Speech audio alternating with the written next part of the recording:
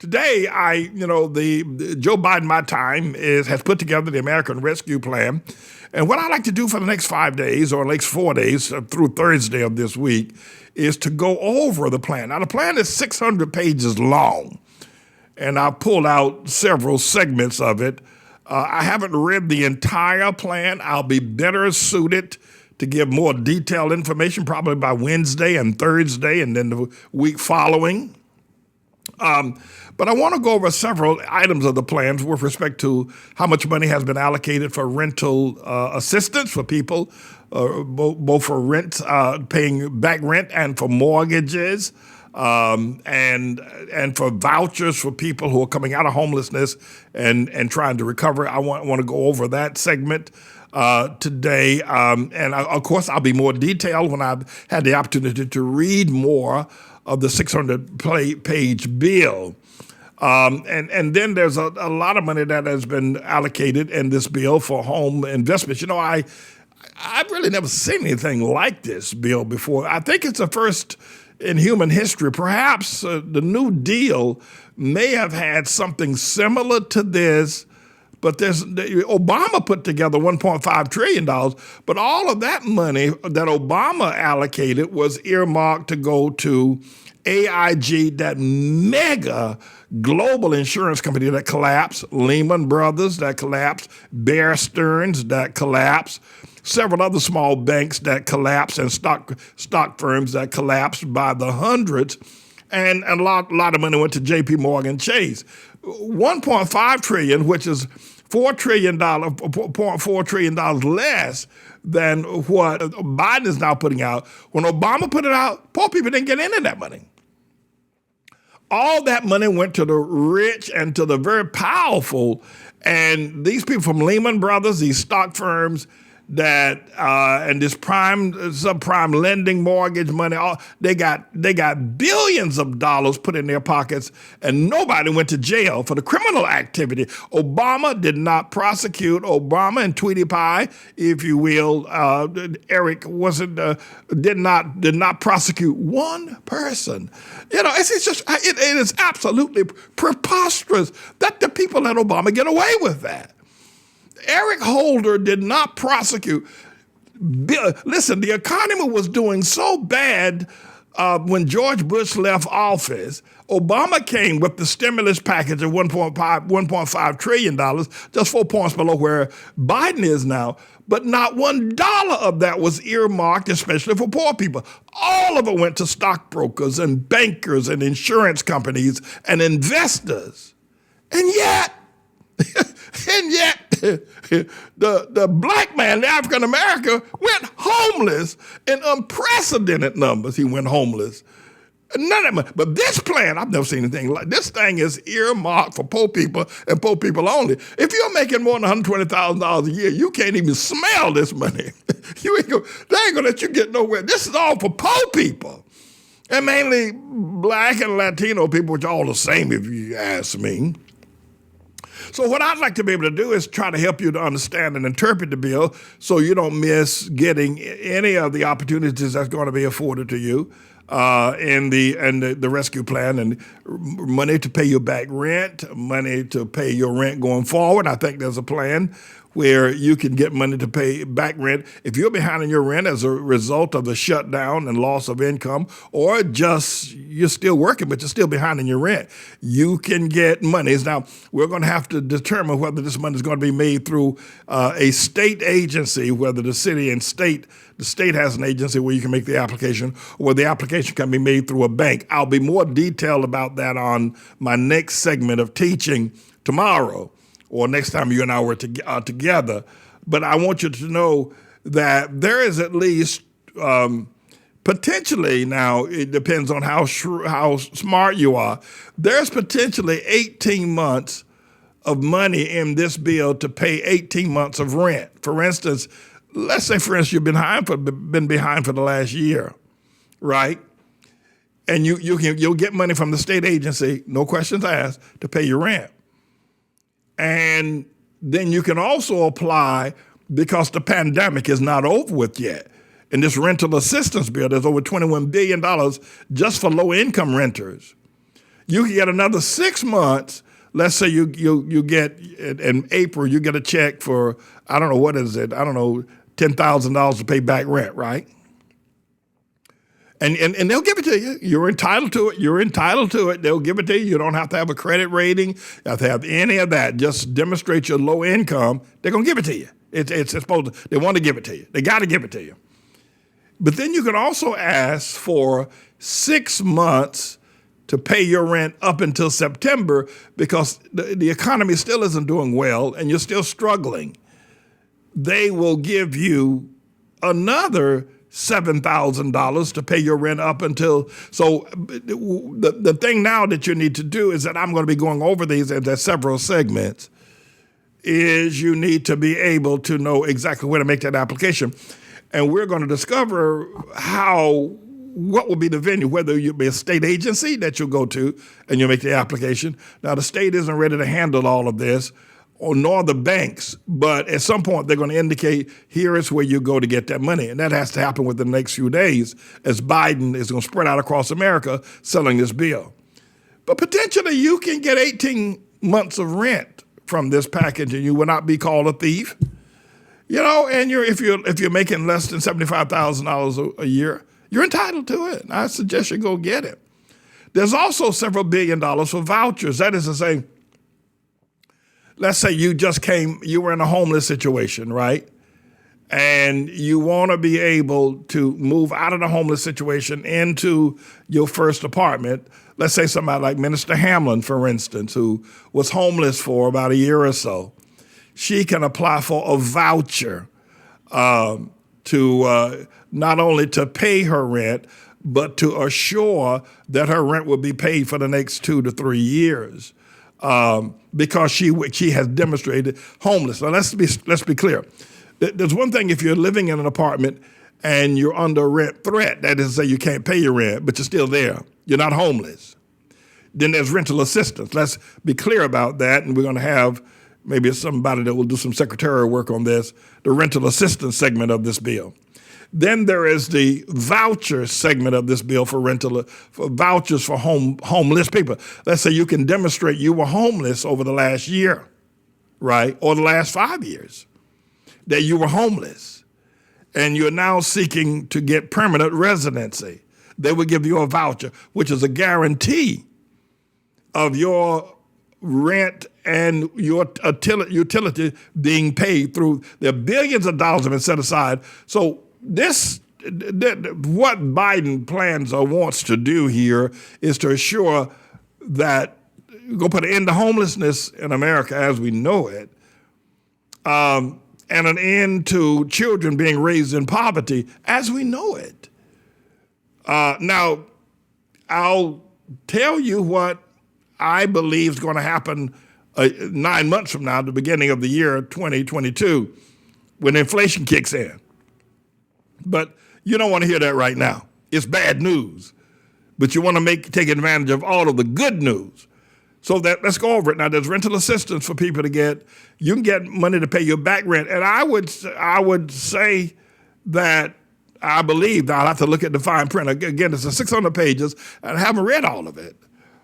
But I would believe that even if you're right now, you're only 1 month behind or 2 months behind, but you've been struggling, you can demonstrate you had to borrow from Peter to pay Paul to pay your rent. The rental assistance bill doesn't ask if you are, if you haven't paid anything. The rental assistance bill is to assist you, even though you may be up to date with your rent. But everybody's been struggling, and everybody knows it. So you still qualify. Now, look at that very carefully. And then you can apply. We say, well, things are still tight. The pandemic is still out there. Jobs are lost. And can I get another 6? You can pay me I'll get money for the last 9 months of my rent. But I want you, there's an application, there's a place in the rental assistance program of the American Rescue Plan where you can apply to get 6 months to pay your rent for the next 6 months. No questions asked. They're looking at 15 months of rent being paid by this, and there's billions of dollars out there to get this done. Go get it. You can, do research on your own to find out where to make the application. And I'll try to be more detailed about the application. Each state will do something different, and each bank will do something different. And then there are vouchers for people who are homeless to get out of homelessness. And we've had some people in our school that parents were homeless. This is a great opportunity for them to now go out and actually rent an apartment. I'm going to be meeting with the Mary Magdalene Mirror Ministry Group under the leadership of Evangelist Brown within a couple of days, because we run a homeless ministry here. And we're going to meet with them regarding them getting funding to increase our homeless capabilities here in our building for whatever we need to spruce up our shelter area.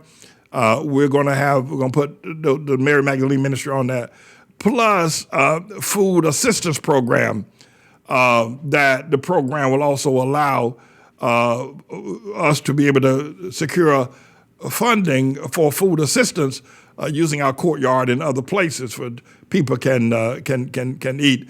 I'll talk to them, and there'll be more. So our church is going to get very involved. We're already doing homeless shelter. We already have a homeless shelter. We've had it for years. You know, my house where I presently now live used to be a homeless shelter.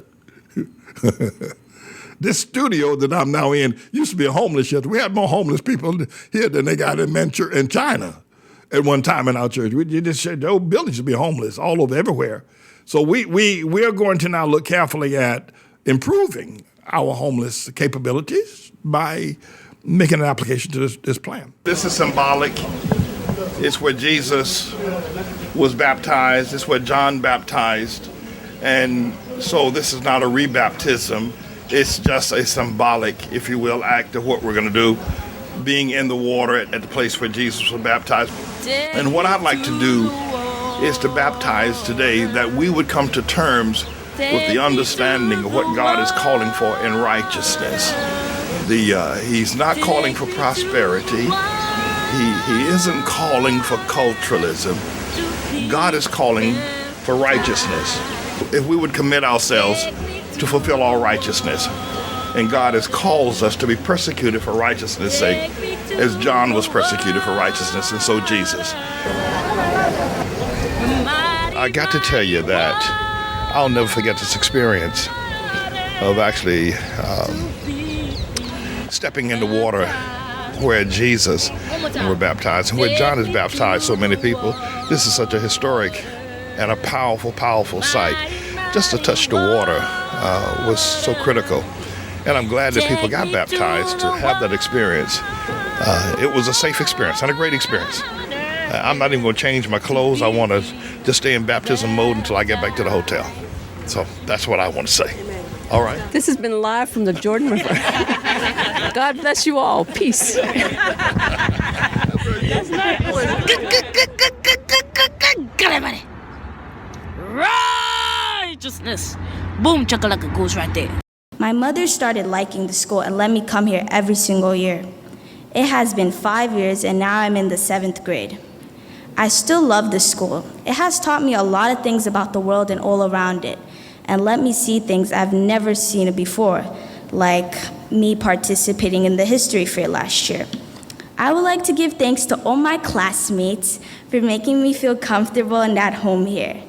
Please, to all the new and old parents in the school, don't take your kids out of the school, because it will probably